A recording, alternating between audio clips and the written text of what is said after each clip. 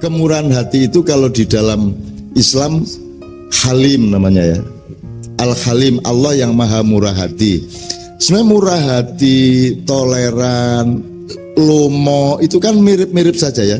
Itu bulatan terus ada sisi-sisinya.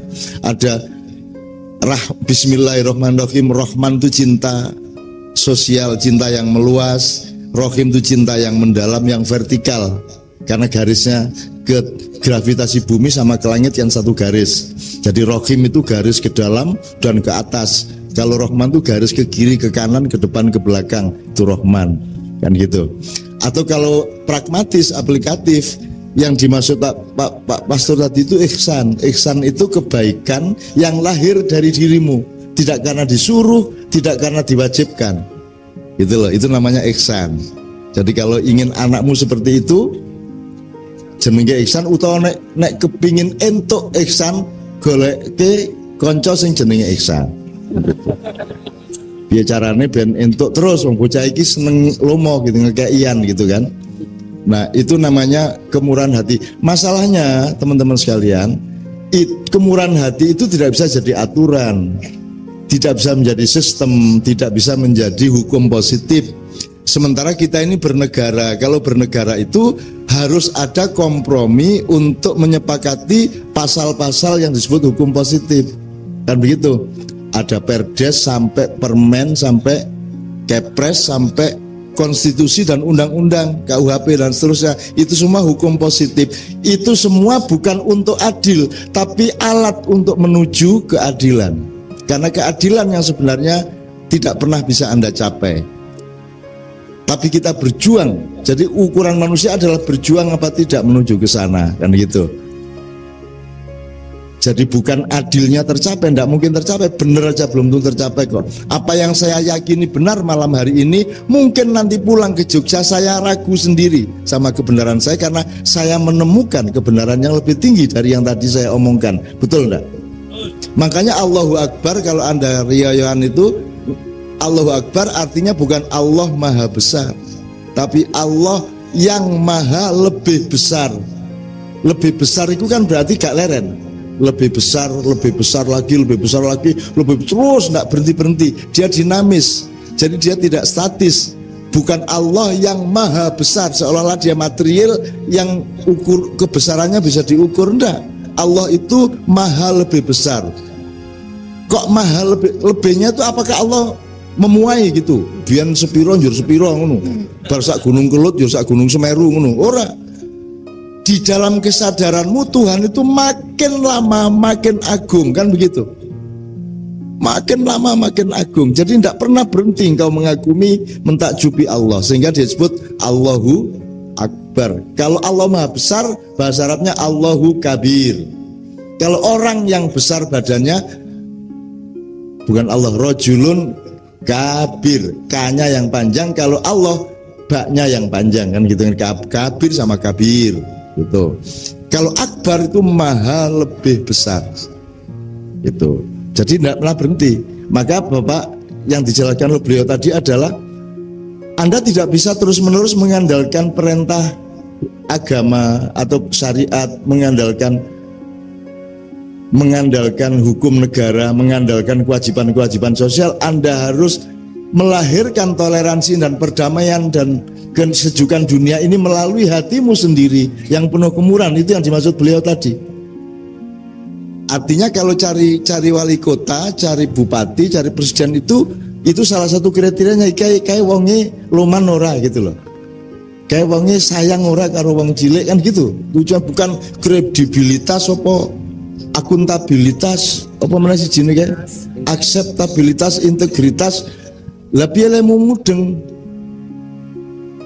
Ora mudeng, mesti ora mudeng, tas-tas kuwi mesti ora mudeng. Wis ora mudeng. Lah pokoke ngene lho, kae ketoke raine ketoke kok ya apik ya, gitu aja. Nganggo ilmu katuranggan aja gitu loh. Gitu loh sebenarnya. Oke ya teman sekalian, paham ya yang bisa beliau adalah betapa pentingnya manusia mengolah dirinya untuk punya output murah hati di tengah sistem yang tidak bisa dijamin, di tengah hukum yang sangat relatif. Di tengah jika salah apa tidak akan kebingungan, ya. Di tengah begitu banyak kasus-kasus nasional yang tidak jelas, posisi hukumnya, gitu ya. Di tengah reshuffle yang tidak jelas alasannya apa kok dia diganti, dan alasannya apa kok dia yang menggantikan, begitu. Semua tidak ada alasannya. Nah, andalan sementara di antara kita adalah kemurahan hati. Beliau tadi menganjurkan yo nek ngono antar kelompok beragama di Solo ini nek iso menomorsatukan kemurahan hati, kan begitu. Kalau mengandalkan perjanjian atau mengandalkan hukum-hukum positif, hukum positif itu rendah derajatnya. Misalnya orang mencuri dihukum, kan begitu. Dia tidak, hukum itu tidak ngerti mencuri karena apa, tidak peduli. Sing penting kue nyolong. Bahkan sekarang orang belum menteror sudah disebut teroris. Durung ngapa-ngapa kue, wis dicap teroris terus dihukum dan boleh dibunuh. Ini terjadi tidak hanya di Indonesia tapi secara internasional. Kan tidak boleh mengadili identitas, Pak. Tidak boleh ini ngecap kowe PKI ndur tak hukum ra iso. Kowe kafir tak hukum ra iso. Nek kowe mateni wong lagi dihukum, kowe nyolong dihukum. Yang dihukum itu perbuatannya, meskipun yang mengalami hukuman adalah pelakunya. Tetapi titik hukuman itu berdasar perilakunya, bukan berdasar identitasnya. Sekarang kan identitas sudah diadili. Ini dicurigai kelompoknya Santoso digerebek, kan begitu. Nah terus piye nek ngene iki? Nek ngene aku iso ngarani kowe iki sesat, iki sesat. Terus dhek duwe kanca-kanca iki sak anake sesat kabeh. Terus nanti saya hukum Anda, ndak bisa dong. Jadi hukum positif itu lemah. Apalagi hukum positif yang subjektif seperti itu. Gitu. Ono sekolah diarani teroris gitu kan. Sak piturute. Nah, teman-teman sekalian, malam ini kita mendapat penyadaran dari beliau bahwa wis ojo mengandalkan banyak hal di luar dirimu. Andalkanlah kemurahan hatimu sendiri kepada sesama manusia. Ngoten nggih? Romo nggih? Akan gitu kira-kira. Ngerti tuh aku, makanya gue ya toh. Lumayan loh. Mau aku ora tau melu misal loh. Nek aku ngerti yo. Artinya konco-konco Katolik aku ngerti kebiasaane, habitatnya dan ekosistem rohaninya aku ngerti kebian mergo aku saya temennya Romo Mangun, saya temennya Romo Dik Hartoko, saya temennya Romo Kuntoro, Romo Van Dongen di Nijmegen, Romo yang di Romo Magnis, Romo Girjito sak pitu tahu. Aku biyen iki tahu dipolo karo pastor-pastor ning Klatenku ning gereja, Pak. Seminggu aku ning kono kuwi ditakoni terus kae. Jadi aku ijen musuh pendeta semono kae, pastor semono kae. Ning ya dikai nggon sembayang gitu. Jadi saya di situ sendirian dan pokoknya saya jadi orang Islam sendirian hidup di situ. Saya sesi tiap hari itu, berhari-hari itu, dan saya hafal sama teman-teman itu gitu. Dan aku koncone, dan aku sering ganggu-ganggu. Jadi ketika Romo Mangun dulu masih sugeng, itu pernah kami diskusi di LIPI. Romo Mangun ngomong apik banget ya, terus setelah itu saya dan aku ngomong, saudara jangan percaya sama Romo Mangun. Nah, Romo Mangun itu Allah itu politik itu. Romo Mangun itu sebenarnya diem-diem dia punya proyek. Dan itu dia itu membiayai banyak kristenisasi di Indonesia. Romo Mangun kan pucet, biaya iki ainun iki pucet iki. Wah, aku tenang kae. Jangan percaya sama beliau. Beliau ini punya rumah makan sedunia. Nek ora percaya kayak delon gambare kae. Lah persis Romo Mangun kae soalnya. Kolonel Sanders kae lho. Yo persis Romo Mangun. Wah, yo asu bajingan wae. Dinosone aku. Lah aku main geguyon, saya kan kalau nggak bisa guyon nggak sedulur ya Mas ya. Nggak sedulur gitu loh. Ya saya seguyon sama beliau-beliau semua. Konco-konco kabeh aku dolanan apa jenenge? Guyon kaya ngono dan guyon kuwi kadang-kadang ya kenemenen jenenge wong ora duwe jabatan ya ora apa-apa ta ora macam-macam. Ora duwe jabatan, ora duwe posisi, ora papane ra cetha, pangane ya sok-sok ana, sok-sok ora ana. Nek ming apa jenenge sandange sing cetha kan gitu kan. Oke.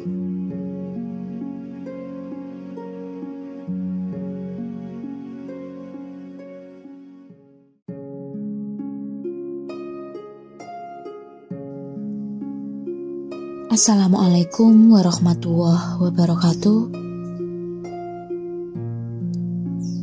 Jangan pernah berhenti mengagumi Allah Subhanahu wa Ta'ala. Informasi tentang omong-omong Allah dengan janin kita, semua ini tidak mungkin kita baca dan dapatkan dari kitab kuning dengan judul apapun dan ditulis oleh ulama syekh maula siapapun. Juga tidak mungkin kita peroleh dari Newton, Archimedes, Einstein, Nurholis Majid, Habib Quraish Shihab, Gus Mustafa Bisri, bahkan mustahil pula dari Elon Musk atau aplikasi-aplikasi artificial intelligence yang Sri Mutahhir pun. Tidak dari pasca sains atau futurologi, ilmu pengetahuan abad 50 pun. Informasi itu absolut hanya mungkin berasal dari Sang Rabbil Alamin. Dari maha pihak yang kita memulai segala sesuatu dengan meneguhkan Bismillahirrahmanirrahim dengan kesadaran dan kewaspadaan bahwa ia juga Maliki Yaumiddin. Maka kepada sumbernya, kepada pihak yang mengemukakan itu, jangan ditanyakan oleh runutan, referensi atau sanadaya, sandaran pikirannya atau apapun saja. Kita teguhkan ingatan dan kesadaran terus-menerus bahwa informasi tentang dialog Allah dan janin anak-anak Adam tidak bisa diketahui oleh manusia kalau tidak karena Allah sendiri yang memfirmankannya. Kumpulan universitas dan sekolah paling canggih merasa sudah hatam ilmu dan pengetahuannya di abad ke-100 kelak, kalau belum kiamat tak akan mampu memiliki metodologi dan peralatan teknologi yang sehebat apapun untuk meneliti segala sesuatu tentang dialog Allah dengan janin tersebut. Peristiwa dialog antar janin dengan Allah itu mutlak bersumber segala sesuatunya dari petunjuk atau hidayah Allah. Bahkan para ilmuwan sampai kelak di ujung abad sebelum kiamat tidak bisa merumuskan bagaimana sebenarnya janin ditanya dan menjawab. Padahal kita tahunya janin karena bayi pun belum memiliki perangkat apapun untuk bertanya dan menjawab. Maka mungkin yang selama ini kita pahami sebagai akal, ilmu pengetahuan, komunikasi, informasi dan memori sesungguhnya jauh lebih luas dan multidimensional dibanding yang kita rumuskan dan yakini dalam ranah ilmu dan pengetahuan di sekolah paling tinggi pun. Mungkin memori dan penyimpanannya bukan hanya saraf-saraf di dalam kepala, baik yang berperan sebagai brain maupun mind. Mungkin ada memori qalb, ada memori dhamir, ada memori fuad, ada memori janin, ada memori syur, ada memori-memori lain yang Allah menentukannya dan manusia tidak sanggup memahaminya. Bahkan mungkin setiap sel jasad kita memiliki mesin atau sistem memori. Maka bahkan seluruh Al-Fatihah atau setiap kalimatnya atau setiap kosakatanya, bahkan mungkin setiap hurufnya, mungkin termasuk tak terhingga, sehingga semua tuturan penafsiran kita, semua narasi tadabbur kita, semua refleksi penangkapan yang kita sangka itu merupakan pengetahuan dan ilmu, ternyata hanya prasangka sebatas pagar keterbatasan kita saja. Maka kemudian tatkala manusia menjalani hidupnya, lantas mengalami suatu kesulitan yang mendorongnya untuk memohon pertolongan kepada Allah, tapi sampai waktu tertentu ia merasa Allah belum mengabulkannya, mungkin sebaiknya kita berasumsi bahwa yang bersangkutan itu perlu memperkuat kesabarannya serta mencoba berpikir lebih bijaksana. Allah sudah atau belum mengabulkan itu bisa berjarak sekian bulan, sekian tahun, atau bahkan rentangan jaraknya bisa antara kehidupan dunia dengan akhirat. Belum lagi ada kemungkinan bahwa ia belum mengerti qabul dari Allah Misalnya, karena alat-alat untuk menelitinya tidak mencukupi. Atau kembali kepada kesulitan yang dialaminya, bisa saja bermakna rahmat, ujian yang baik, atau memiliki hikmah yang paradoksal dengan pemahamannya yang linier. Atau pengertiannya yang tidak cukup luas dan dialektis bahwa letak fokus rahmat Allah bukanlah di perkara kesulitan yang ia alami.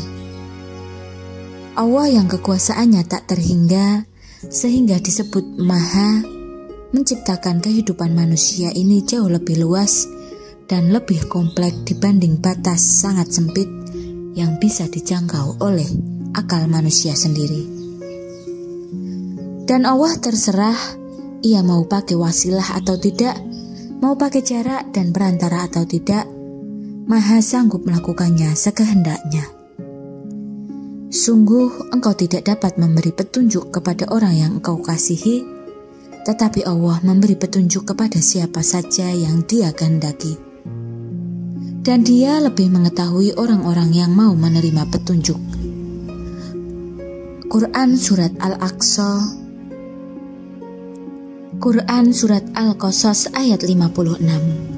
Tidak ada kemungkinan atau pilihan apapun bagi kita selain berharap agar kita termasuk hamba-hamba yang Dia kehendaki. Kalau ternyata kita juga berada di kumpulan, Dia lebih mengetahui orang-orang yang mau menerima petunjuk.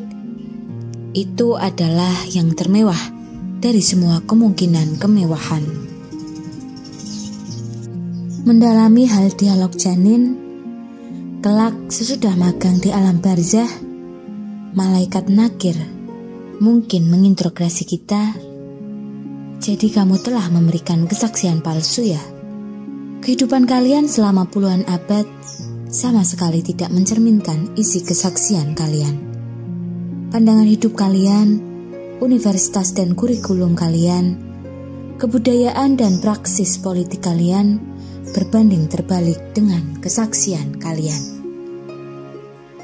Di antara kita mungkin ada yang menjawab lugu, "Loh, kami tidak tahu apa-apa, bukan kami yang bicara, bukan kami yang bersaksi, bukan kami yang merekayasa, bahkan bukan kami yang bikin janin, kami cuma menjalani gagasan Allah, jadi bukan kami yang bertanggung jawab.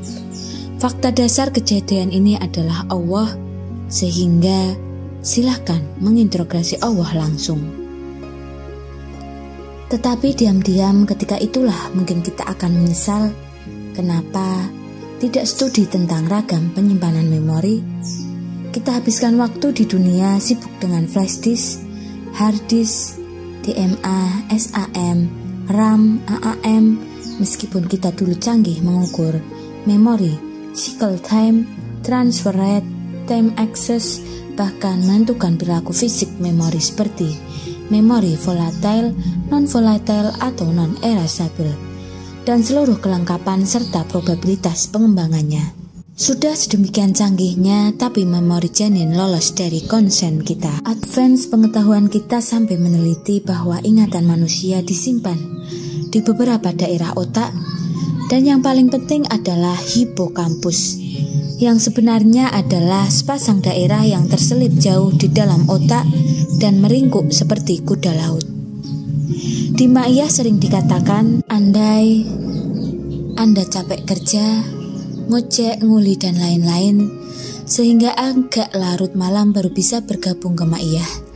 Tidak masalah, kalau ngantuk ya tidur saja, asal niatmu ikhlas lillah. Yang bekerja menampung ilmu, hikmah dan manfaat tidak hanya sel-sel dan saraf-saraf otakmu lewat telingamu, tapi juga setiap pori-pori kulitmu, aliran darahmu, karena subjekmu adalah ruhmu, dan ruhmu memperkerjakan apa saja atas kerjasama dengan lelembut malaikat, yang ratusan ribu jumlahnya di forum sinau bareng kita ini. Input-outputnya, hulu hilirnya, jenis algoritma awajuha melebihi yang bisa disangka oleh kuliah-kuliah S3mu. Allah itu Al-Kabir, Allah Maha mengabarkan, sampai selembut-lembutnya. Setiap partikel dan susunan jasad kita terus-menerus dikabari oleh Allah. Bahkan Allah mengabarkan perintahnya kepada jutaan ikan di lautan, ribuan burung di angkasa, setiap ziarah angin, dan apa saja tanpa kesengganan atau kesulitan. Innallaha la yastahyi an yadriba matsalan maba'udoltan fama fauqaha. Allah Maha mengabarkan apa saja kepada siapa saja dengan defaultnya. Automasi sunatullah, mungkin itu qadar yang kemudian kita memohon qadar atau pekerjaan kudrah dengan doa zikir wirid istighfar. Dari soal-soal kecil kita dibangunkan dari tidur, dikasih tahu lewat saraf-saraf di badan bahwa kita berhajat buang air besar, kemudian diingatkan perlu minum air di pagi hari, muncul gagasan akan melakukan apa hari itu dan atau besok. Sampai soal mempertimbangkan dan menentukan pekerjaan, mengambil keputusan untuk berkeluarga, dibikin tertarik untuk menulis sesuatu, diilhami untuk hal-hal lebih besar, bikin gerakan sosial, diberi petunjuk bagaimana menyembuhkan penyakit bangsa dan negara, sampai tema-tema apapun tanpa ada batasnya dan tidak terhitung berapa triliun item petunjuk Allah. Dan itu semua sangat mudah bagi Allah. Sunnahnya mengandung triliunan automasi atas segala sesuatu. Apakah kita tidak takjub kepada hamparan rumput, jutaan ikan bermaiyah bersama dengan jutaan lainnya, mendung yang berarak, gravitasi dahsyat yang menjaga jarak antara bumi dan benda-benda lainnya di ruang infinity. Semesta al-alamin itu semua berlangsung otomatis. Apakah kamu tidak mengetahui bahwa sesungguhnya Allah mengetahui apa saja yang ada di langit dan di bumi? Bahwasannya yang demikian itu terdapat dalam sebuah kitab, Lauh Mahfuz. Sesungguhnya yang demikian itu amat mudah bagi Allah. Al-Quran Surat Al-Hajj ayat 70. Sekian, wassalamualaikum warahmatullahi wabarakatuh.